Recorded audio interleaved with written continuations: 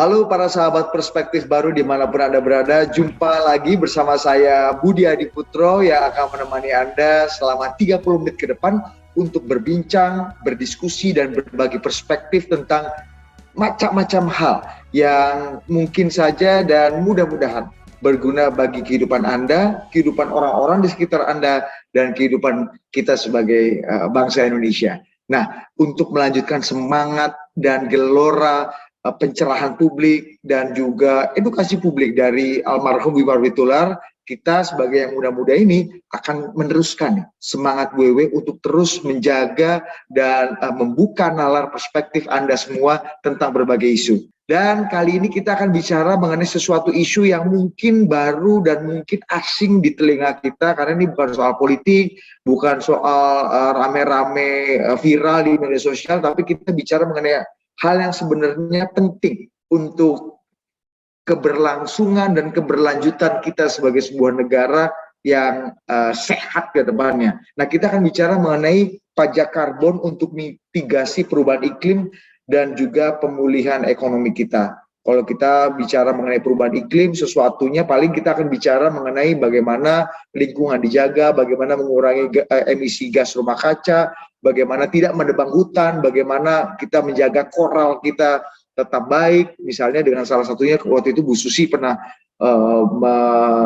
mencetuskan bagaimana cantrang itu tidak boleh lagi dipakai untuk menangkap ikan gitu ya, dan hal-hal lain yang mungkin sudah biasa kita dengar ketika kita bicara mengenai perubahan iklim. Tapi pajak karbon ini sesuatu yang baru, sesuatu yang asing dan agak anyar bagi telinga kita masyarakat Indonesia. Sebenarnya apa pajak karbon, apa gunanya untuk kita, dan apakah bisa kita melakukan atau mengimplementasikan kebijakan mengenai pajak karbon ini. Nah, bukan saya yang akan menjelaskannya kepada Anda, tapi ada rekan saya, seorang ahli. Kalau kita bicara Anda buka internet, yang mengetahui dan betul-betul dalam yang mengetahui mengenai pajak karbon ini nggak banyak, dan salah satu orang yang cukup dalam mengetahui dan bisa memberikan perspektif kepada Anda semua tentang pentingnya pajak karbon untuk negara kita adalah rekan saya, Ketua Yayasan Perspektif Baru, Mas Hayat Mansur. Halo,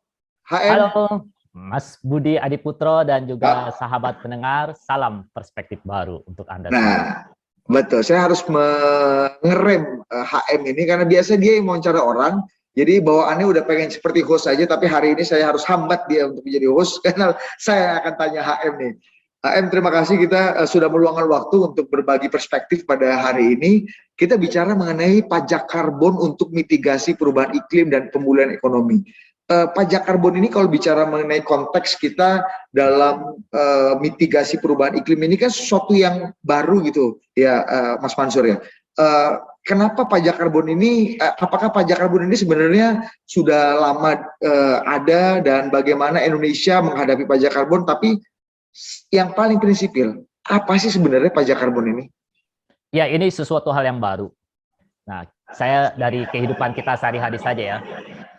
Dalam kehidupan sehari-hari, kita sebagai individu dan juga badan usaha tentu pasti menghasilkan sampah.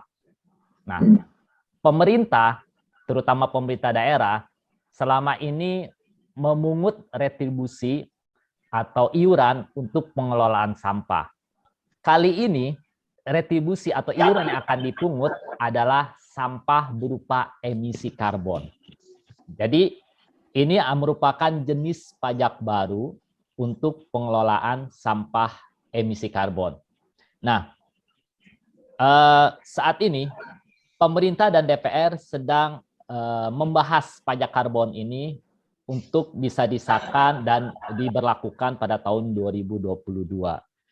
Dan pajak karbon ini penting bagi kita semua karena emisi karbon yang selama ini kita hasilkan itu telah memicu terjadinya perubahan iklim.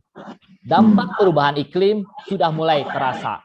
Musim kering yang lebih panjang, musim hujan yang lebih lama dengan intensitas air, curah air yang lebih lebat, dan juga sering terjadi badai di beberapa negara, itu merupakan beberapa tanda mulai terjadinya perubahan iklim. dampaknya dari perubahan iklim ini lebih berbahaya lagi, karena ini bisa memusnahkan semua kehidupan di muka bumi.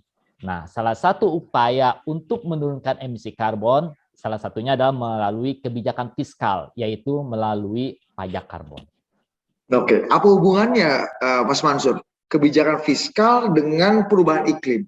Kebijakan fiskal dengan apa yang kita rasakan sehari-hari. Misalnya tadi kata Anda, musim hujan jadi nggak tentu, musim kering jadi lebih lama. Apa hubungannya hal-hal yang kita lihat di sekitar kita, lingkungan kita, dengan kebijakan fiskal? Emisi karbon telah menyebabkan perubahan iklim. Oke, perubahan iklim itu tanda-tandanya seperti tadi, musim kemarau yang lebih panjang atau musim curah hujan yang lebih lebat. Nah, untuk mencegah terjadinya perubahan iklim, maka kita, termasuk semua masyarakat internasional, harus menurunkan emisi karbon yang dihasilkan, agar ini tidak terus bertambah ada di bumi ini. Nah, upaya untuk menurunkan emisi karbon itu, salah satu caranya adalah dengan melalui kebijakan fiskal, artinya pengenaan pajak. Nah, perusahaan atau industri atau individu yang mengeluarkan, yang menghasilkan sampah emisi karbon ini dikenakan pajak atau iuran untuk sampah emisi karbon yang dia buat atau yang dia hasilkan. Nah, dengan pengenaan pajak ini, orang atau badan usaha akan berpikir lebih dalam lagi kalau mau menghasilkan pajak emisi karbon ini, karena dia akan terkena pajak. Kalau dia tidak menghasilkan karbon, maka dia tidak akan terkena pajak. HM ini menarik nih. Tadi Anda katakan jadi perusahaan atau industri yang quote unquote menghasilkan sampah karbon yang kemudian semakin membuat alam dan iklim kita jadi rusak gitu ya ke depannya, itu harus pikir dua kali. Tapi sampah karbon seperti apa yang bisa dipajaki dan layak dipajaki sebenarnya? Ya, terutama adalah industri-industri yang mengelola minyak dan gas. Karena industri-industri ini adalah industri yang banyak menghasilkan karbon. Jadi mereka harus dikenakan pajak karbon agar industri beralih kepada penggunaan energi yang terbarukan, energi yang lebih bersih, yang lebih ramah lingkungan. Di dunia semua sedang tren beralih ke energi terbarukan untuk upaya mengurangi emisi karbon ini. Oke, nah kalau kita bicara dunia, bagaimana tadi kan HM mengatakan bahwa kriteria-kriteria atau klasifikasi seperti apa yang kemudian bisa dikenakan pajak karbon. Nah, ada sukses story nggak, Mas Mansur? Bagaimana negara-negara lain juga memajaki industrinya untuk pajak karbon ini? Di seluruh dunia saat ini sudah ada sekitar 25 negara yang mengenakan pajak karbon kepada industri-industri yang menghasilkan emisi.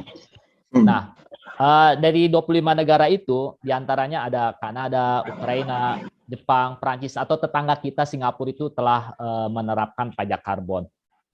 Contoh sukses story-nya itu rata-rata mereka berhasil menurunkan emisi karbon negaranya.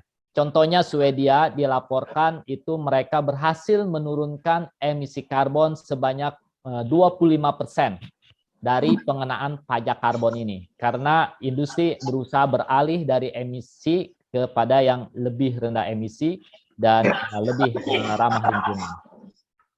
Oh gitu ya, jadi ini sebenarnya juga inovasi yang baru ya. Kalau dulu itu kan HM banyak kita mengenal istilah, bukan dulu sih sampai sekarang bahkan ada carbon credit. Dulu beberapa era Presiden SBY kita ada mengenal REDD gitu misalnya. Ini kan mungkin publik agak sulit membedakannya pajak karbon, apakah ini carbon credit ataukah ini bagian dari REDD. Jadi semuanya kan ada insentif dan ada disinsentif gitu. Nah, ini apa yang membedakan istilah-istilah ini gitu dan juga kebijakan-kebijakan yang sudah ada sebelumnya gitu, HM?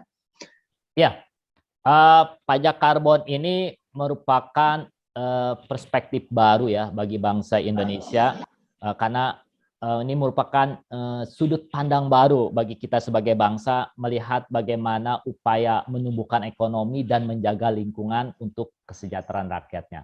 Nah, pajak karbon ini dikenakan kepada individu atau badan usaha seperti perusahaan dan industri yang menghasilkan emisi karbon atau sampah karbon yang melebihi batas yang telah ditentukan oleh pemerintah.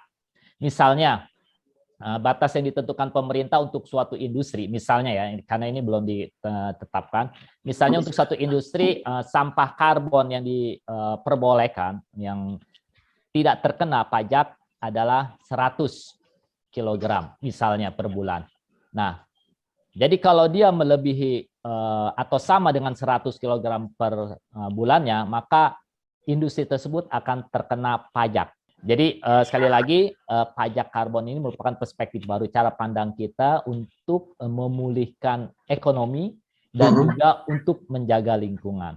Nah, yang menarik kan gini, HM, Presiden sendiri kan dari pidatonya beberapa tahun terakhir, bahkan ketika pemilu kemarin, ingin sekali membuka ruang untuk investasi. Bahkan kita sudah menerbitkan Omnibus Law tentang Undang-Undang Cipta Kerja yang memberikan banyak sekali kemudahan, banyak sekali insentif dan stimulus bagi dunia usaha untuk mau berinvestasi dan mengembangkan usahanya di tanah air. Nah, jika ada pajak karbon, banyak yang berpikir, wah ini nanti bisa jadi disinsentif dong untuk para pengusaha dan juga industri. Jadi orang jadi takut lagi berinvestasi di Indonesia, orang tidak mau lagi mengembangkan usahanya nanti di Indonesia yang mungkin tadi kata HM, ujung-ujungnya pemulihan ekonomi nasionalnya bisa terhambat. Nah, gimana?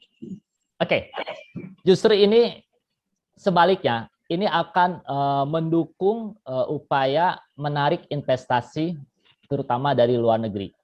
Kita lihat perspektif secara global. Nah, perspektif secara global saat ini daya saing sebuah produk atau jasa itu sudah tidak ditentukan lagi oleh suatu harga atau mutu dari barang atau jasa yang diberikan. Tapi masyarakat internasional, konsumen internasional itu melihat daya saing itu sudah memperhitungkan biaya eksternalitas dari suatu produk atau jasa. Dalam hal ini biaya eksternalitas itu dari emisi karbon yang dihasilkannya. Nah, dengan adanya pajak karbon ini, itu akan menarik investasi-investasi dari luar negeri yang dalam tanda kutip investor yang peduli lingkungan mau menaruh investasinya di sini.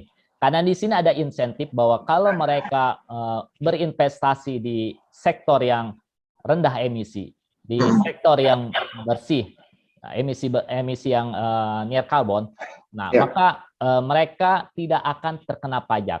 Tapi sebaliknya, kalau mereka investasi di sektor, tetap di sektor itu, mereka akan memperhitungkan bahwa itu akan terkena pajak. Nah itu kaitannya. Mengapa ini? Satu lagi, mengapa ini bisa menarik investasi dan juga pemulihan ekonomi? Data yang saya dapat dari International Renewable Energy Agency, yaitu Badan Energi Terbarukan Dunia, itu menerbitkan laporannya pada September tahun lalu 2020 bahwa sektor energi terbarukan ini energi yang ramah lingkungan, yang sangat-sangat rendah emisi karbon, itu telah membuka lapangan pekerjaan secara global itu sekitar 11,5 juta pekerjaan. Nah, dari jumlah tersebut 63%-nya itu merupakan pekerjaan yang dibuka di Asia. Jadi sekitar 7 juta pekerjaan dari sektor energi terbarukan itu dibuka di Asia. Artinya ini merupakan potensi bahwa investasi yang hijau ya itu membuka lapangan pekerjaan dan akan mendukung pemulihan ekonomi. Tadi Anda katakan bahwa sebenarnya ini bukan membuat investor takut, justru menjadi insentif baru karena memang ke depan kayaknya green industri, green ekonomi ini akan jadi masa depan baru gitu. Dan investasi serta teknologi di sana sudah semakin mumpuni untuk menunjang visi green living dan green economy tadi. Nah, apakah benar Mas Mansur, maksudnya pola ekonomi dan industri yang lama itu sudah segera habis kadaluarsanya gitu. Memang udah nggak zaman lagi gitu. Gimana Mas Mansur? Yup, betul. Industri-industri yang mencemarkan, yang menghasilkan banyak emisi karbon merupakan sunset industri. Industri yang akan segera tenggelam.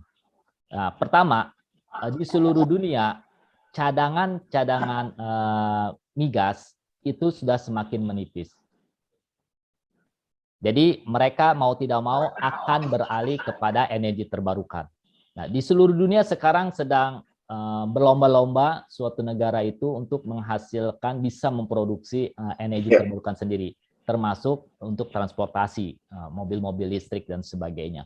Nah, jadi energi terbarukan ini, industri energi terbarukan merupakan industri yang sunrise, yang akan terus muncul, karena ini sumbernya tidak akan habis, selalu diperbaharui. Misalnya matahari kan akan selalu ada selama kehidupan ini ada, air juga akan tetap ada. Nah itu. Nah jadi industri-industri yang menghasilkan banyak karbon itu merupakan industri yang sunset, sedangkan industri yang ramah lingkungan seperti energi terbarukan merupakan yang sunrise. Dan teknologi penunjangnya sudah semakin maju dan semakin murah ya. Ya, betul. Jadi investasi para pengusaha kalau memang serius ingin bergerak di sektor ini atau sektor sunrise tadi juga memang sebenarnya ya menguntungkan juga gitu ya.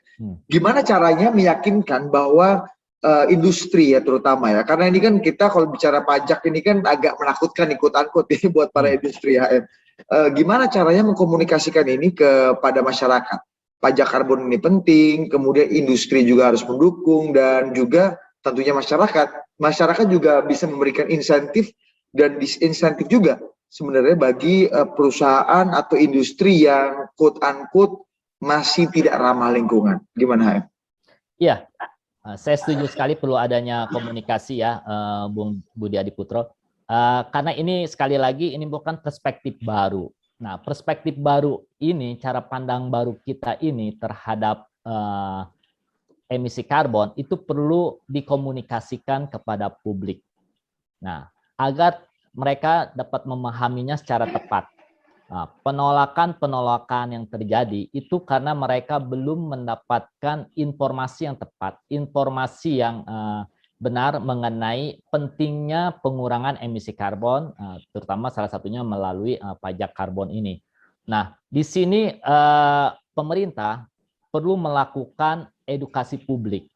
Nah, saya tahu teman-temannya Budi Adiputro nih banyak yang bergerak di bidang komunikasi atau konsultan PR seperti di Intermati Communication ya. Nah, mungkin itu bisa membantu untuk mensosialisasikan ini kepada publik.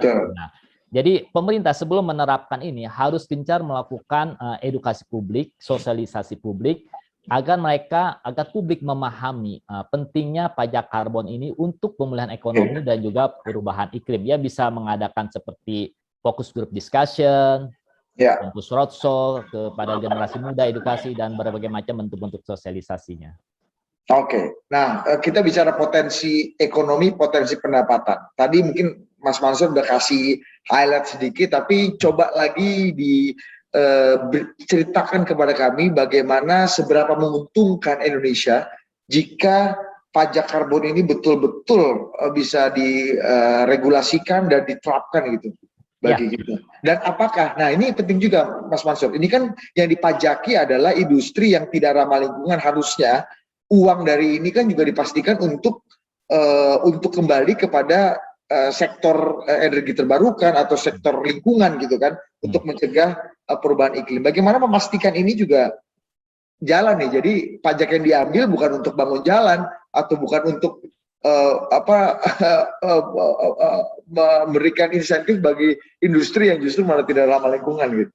Saat ini pemerintah berencana mengenakan pajak emisi karbon ini sebesar Rp75 per kilogram karbon dioksida atau yang setaranya. Nah ya, dari hitung-hitungan sebuah lembaga konsultan keuangan, kalau menerapkan pajak Rp75 saja per kilogram, ini sudah termasuk yang paling murah ya di seluruh dunia. Itu potensi, sekali lagi ini potensi pendapatan negara dari pemungutan emisi karbon itu bisa mencapai sekitar 29 triliun sampai 57 triliun dalam tahun. Itu tahun pertama. Nah, itu potensi yang sangat besar sekali. Nah, saya sangat setuju ya. Dan dari beberapa pernyataan para pejabat pemerintah bahwa pajak karbon itu nanti akan digunakan lebih banyak untuk pengembangan energi terbarukan di Indonesia. Nah, saat ini Indonesia memiliki sangat-sangat melimpah sumber energi terbarukan. Totalnya itu mencapai sekitar 442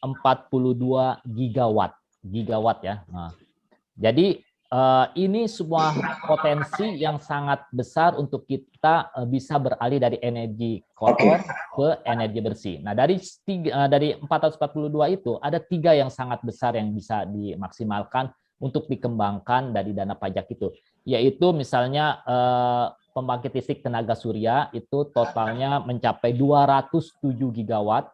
Yang kedua energi air yang mencapai 75 gigawatt atau 75.000 megawatt ya. Dan yang terakhir adalah angin, yaitu yang mencapai 60 megawatt. Nah, kalau ini dikembangkan, maka otomatis pembangkit yang dari migas, yang bersumberkan migas, itu akan berkurang digantikan dengan energi terbarukan. Nah, dengan energi terbarukan dari sumber-sumber energi terbarukan ini, dari EBT ini, misalnya ya, PLTA. Hitung-hitungan para pakar energi terbarukan, PLTA terbesar yang saat ini ada 2 di Cina ya, yaitu PLTA Three Gorges Dam, itu sebesar kapasitasnya 22.500 megawatt. Itu hitungannya dengan 22.500 megawatt ini, itu PLTA Three Gorges Dam ini bisa mengemanalisir penggunaan batu bara sebanyak sekitar 86 juta ton. Nah, bahkan 31 juta ton batu bara. Kalau 86 juta ton itu adalah pengurangan karbon dioksida. Nah, kalau di Indonesia sendiri ada, yaitu PLTA Batang Toru yang berkapasitas 510 megawatt di Medan, Sumatera Utara. Nah, itu dia dengan kapasitas itu mampu mengurangi potensi emisi karbon itu sebanyak 1,6 juta ton emisi karbon. Atau kalau dihitung dengan ini setara dengan 12 juta pohon menyerap emisi karbon. Jadi ketika energi terbarukan ini dikembangkan dari dana-dana fiskal tersebut, maka emisi karbon yang bisa dikurangi itu sangat-sangat besar sekali. Baik, Pak Masrul. Jadi menarik sekali, dan memang ini adalah masa depan juga untuk pendapatan negara, masa depan juga untuk memitigasi perubahan iklim. Salah satu jalannya adalah selain tadi ya, kita membangun pembangkit listrik seperti tadi Anda katakan Batang Toru yang sangat ramah lingkungan, tapi juga menghasilkan energi listrik yang luar biasa gitu kan. Ini juga pajak karbon menjadi salah satu solusi yang mungkin bisa kita perdalam dan mungkin bisa kita lakukan untuk tetap bisa menjaga lingkungan kita sambil membuat ekonomi kita punya bensin untuk terus bergerak demi kesejahteraan rakyat. Terima kasih sekali lagi Bung Mansur atas perbincangannya. Itu tadi perbincangan saya dengan Ketua Yayasan Perspektif Baru, Hayat Mansur, tentang pajak karbon untuk mitigasi perubahan iklim dan pemulihan ekonomi nasional. Saya Budi Adiputro, sampai jumpa di siaran Perspektif Baru berikutnya.